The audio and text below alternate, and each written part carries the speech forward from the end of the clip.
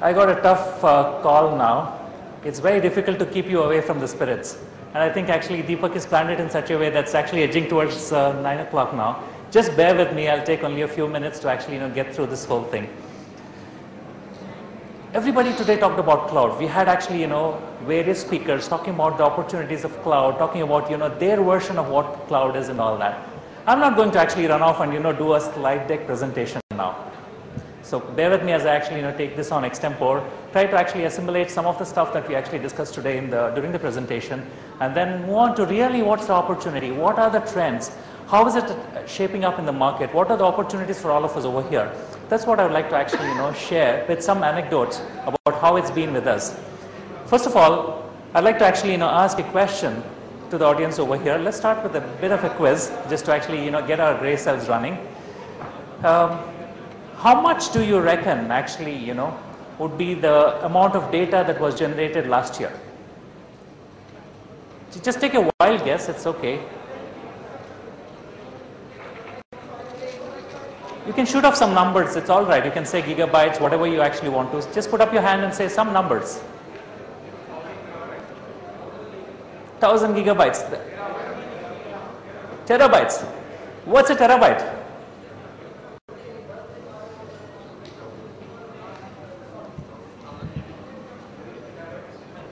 Petabytes. Some new terms coming about. I'm actually learning. In fact, I don't want to expose my ignorance about the terms over here. I'll come straight to the point which I've actually gone through on my laptop. Actually, the amount of data that was generated last year in 2010 alone was 4 exabytes. And what's an exabyte? I can't even actually spell that. That term is something that I don't know what it is. It's actually 1 quintillion bytes. Let's make it simple. It's 1 billion gigabytes of data was generated only in 2010, and that's more than all the mankind's data put together. 1 year and so much of data. Any storage vendors over here would actually really be, swelling with pride and looking at the opportunity over here. And that's what cloud computing will do. It's disruptive. It's going to actually change the way in which we are looking at things. Something which is actually of interest to some of us over here. The top 10 jobs in 2010 did not even exist in 2004. The top 10 popular jobs, name it actually, you think about anything, okay, SEO specialist, whatever, they did not even exist in 2004. And every 2 years, technical information is actually doubling every 2 years. That's really what cloud is doing. It's becoming what is called as, call it by whatever name, people call cloud computing in different terms. I would actually, call cloud computing to be ubiquitous. When you talk about cloud computing, it's just going to be cloud in the future. It's not going to be anything like, premise computing or whatever. It's going to be actually how we will compute going ahead in the future. How am I sharing all of these things? Why am I sharing all of these things? Let me just actually, share with you 3 perspectives. The first thing is convergence. I'm not going to actually, go into deep detail about actually what convergence is. Speaker after speaker has spoken about what convergence is. Convergence is here to stay. If convergence is actually here to stay, who's going to get this opportunity? We are talking a whole lot in terms of what's the market size. We are talking a whole lot in terms of actually what's the way ahead and stuff like that. I would like to actually share with you my own experience of what's actually been. One thing is actually for sure. I've been moderating panels. I've been actually speaking in conferences and all that. This is the one conference where I actually see a kind of unanimity in terms of cloud computing as a future. In the past, it was always actually a debate about, how cloud is not going to happen in India.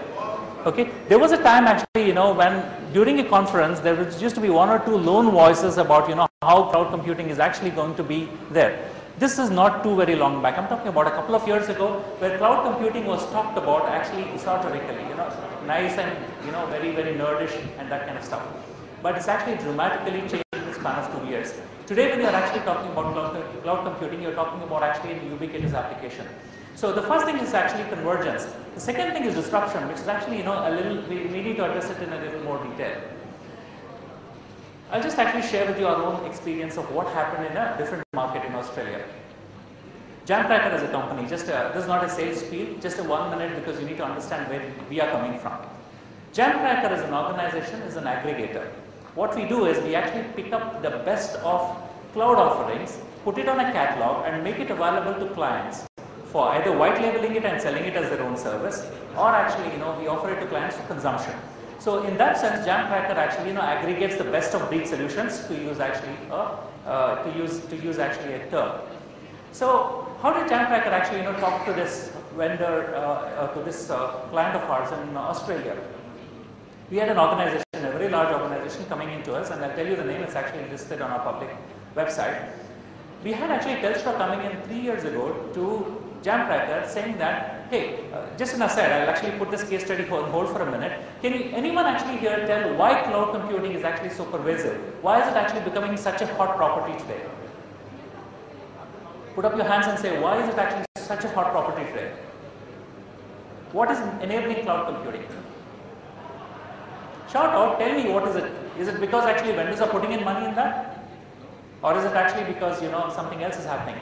The single most major reason why cloud is actually gaining so much of credence is because of broadband penetration. No broadband, no cloud, that's it, end of story. You all agree with me on that? Yep. Who offers broadband to the customers? Who offers broadband? Is it actually the IT companies, the classical IT companies that offer broadband? No. Who offers the broadband then? Telcos. Now is actually where the disruption is coming in. Okay? It's the start of the great war for a share of the IT pie. Telcos, which have actually offered broadband to service customers traditionally, which understand the subscription business very well, the annuity business or a monthly, every month, every user kind of a business very well. Look at cell phones, look at actually anything. So they understand the whole business. They believe because they carry the last mile right into the customer's premises, they can stream IT services through the last mile for the customers. And there's nothing wrong with that. Technologically, it is possible. And I was talking about actually coming back to the case study. We had Telstra walking in actually to our office 3 years ago saying that we offer broadband, we would like to actually, carry IT services. There were two challenges at that time. The two challenges that they faced was, first is actually they're traditionally not an IT company. So the brand association for this particular company with IT was almost zero.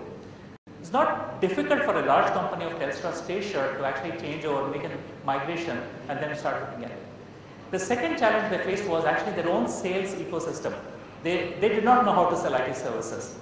Cut to 2 years later, every month they were winning 2,000 new customers, and today they're actually adding $1 million of new revenues every single month from practically zero.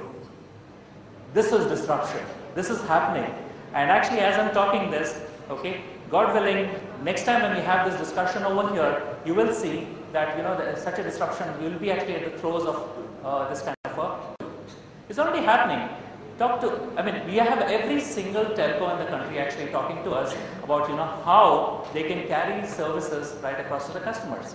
And we actually had Paras over here talking actually some time ago about how there is disruption happening. Today distribution is no longer about pick, pack and ship. It's about actually offering a value-added layer to the level of distribution. So who moved my cheese is going to actually happen in the field of distribution here in India as well. So this is the disruption element that I was talking about. Anecdotal stuff again. In October, we actually had a similar situation. It was on the 3rd of October in Bangalore when we had the SIITF happening. And I was moderating a panel which actually had a fair representation of everyone. We had the IT vendors, we actually had telcos, we actually had distributors and all that. The distributor gentleman actually at that time was sitting over there, I won't name his name. He actually got into an animated discussion saying that forget Cloud Lux, it's not happening. And I said look, actually let's keep this discussion actually on hold.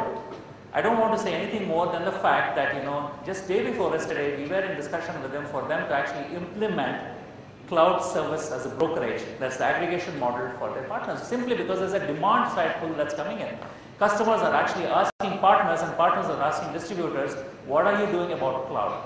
That's actually the disruption part. So there is actually a huge disruption that's actually happening when it came to delivering IT services to the end customers. So you have the traditional IT distribution structure and you have the new emerging players like the telcos and even retail. Large format retailers will actually start moving into selling security very, very quickly. It is happening in the US. Actually, you could walk into any Staples or any of these outlets and pick up an antivirus solution.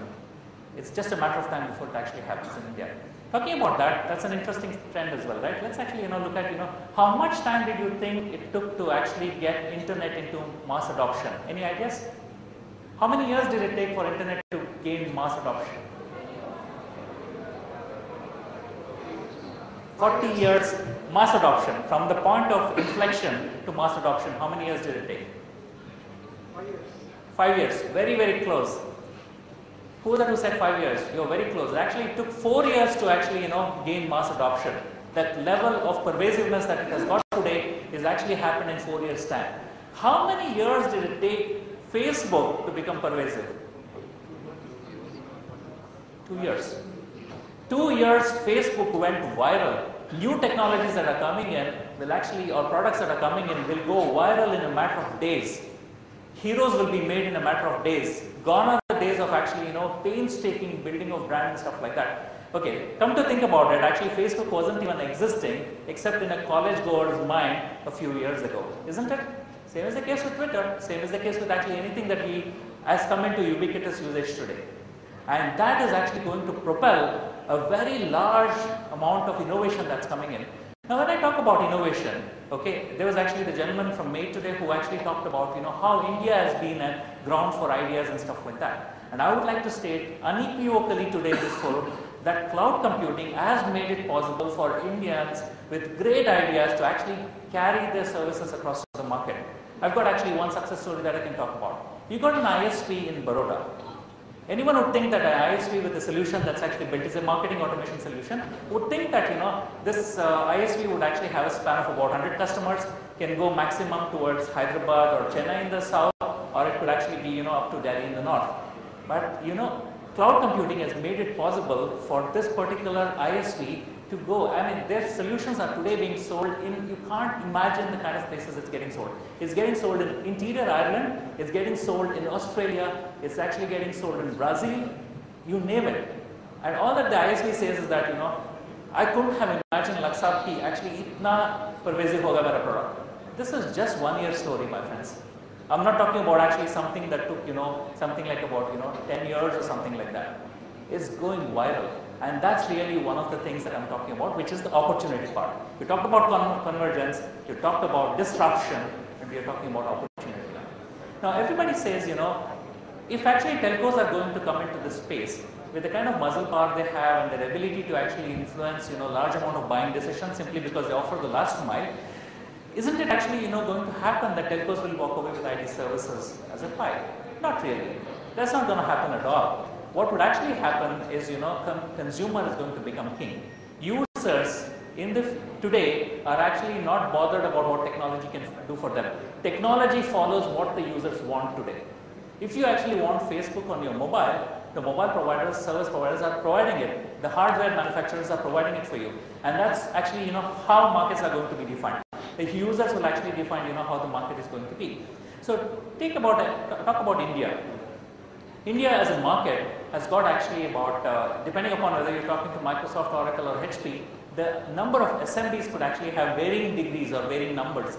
The total market size in India for SMBs, let's say is about 6 million SMBs for organizations more than 10 people. I'm not counting the micro SMEs. If you include the micro SMEs, it's about 33 million SMEs. Lawyers, chartered accountants, everybody. All of them do business, right? So when you're looking at this span of business, can you just take a call and tell me what percentage of these SMBs have PC penetration? Take a call. For business, what percentage of SMBs are using PCs? 80%? 70%?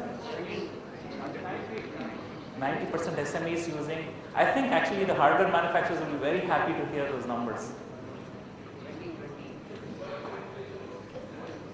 Mobile penetration is actually, my friend from Oracle, Cherin, is actually stating this. Mobile penetration is 60-70% undoubtedly. Ask the IT vendors. The penetration is actually not even crossing the magic mark of 20% for SMEs. That means there is a huge opportunity area. For every Tirupur that is there are actually 100,000 Tirupurs waiting to happen. Tirupur was an organized IT automation initiative that did not happen, it is waiting to happen in other places. Actually speaking, there's just less than 1% automation, business automation that's actually there in India. Now that's opportunity. So there is a tremendous amount of opportunity out there, a large number of SMBs that are actually waiting to be automated, and besides enterprises which are actually already there, which are looking at cloud in a big way. Today, actually, we saw speaker after speaker actually talking about the virtues of cloud. I'm not going to dwell on that, but I would like to only say that, this fraternity over here, all of us over here, can see a lot of opportunity in terms of automating SMEs, and that's a huge number. That's wave one. Wave one is providing basic automation to SMEs. Today, you are talking about 20% PC penetration, less than 1% automation. That's straight away a large number of SMBs that are waiting to get automated. And as someone was actually jesting with me, they said that cloud services is all about enterprise level efficiency at SMB level price points. 3,000 rupees per user for an ERP report, you actually can't get better than that. Okay, today you're talking about 100 rupees for a full-fledged mailbox with calendaring with a domain name in their name. Couldn't actually have thought about it a couple of years ago. That's really what automation is doing. It's giving SMEs the capability to innovate, capability to scale up and get beyond the suboptimal web they're trapped in. They are actually trapped in a web of suboptimal scales and inefficiencies. And cloud computing is actually making that possible. You are looking at actually scaling up in a big way, penetrating this market, and whether it's actually telcos or IT services, the consumer will decide or the customer will decide where they will actually buy those services from. Having said this, I would actually only summarize by stating that you're actually talking about convergence has already happened in terms of technology. You're talking about disruption. Next year is a watershed. A few people I was talking to actually just before the program started, they were talking about 2010 as a watershed, 2014 as a watershed. I would think actually, a couple of large telcos get into this cloud services game, then it's going to be a huge disruption in the way people buy services. And that's going to happen next year. 2012 would actually be more of a watershed for India in terms of how people will buy computing services. And the third one is actually the opportunity. So when there are new players emerging, they will only open up the market, and keep that number in mind, which is actually 6 million SMEs that can actually invest something like about 50 to 100,000 rupees. That's not a very large number, but when you multiply that by hundreds of thousands of SMEs, it's going to stack up to be a large opportunity. And that opportunity is actually expected to be $1 billion next year. $1 billion, depending upon which analyst you're following, but it is actually as large as that. Okay, that's my 2 cents worth on this. I'm available in case you would like to walk up and actually discuss how we can help you out over here.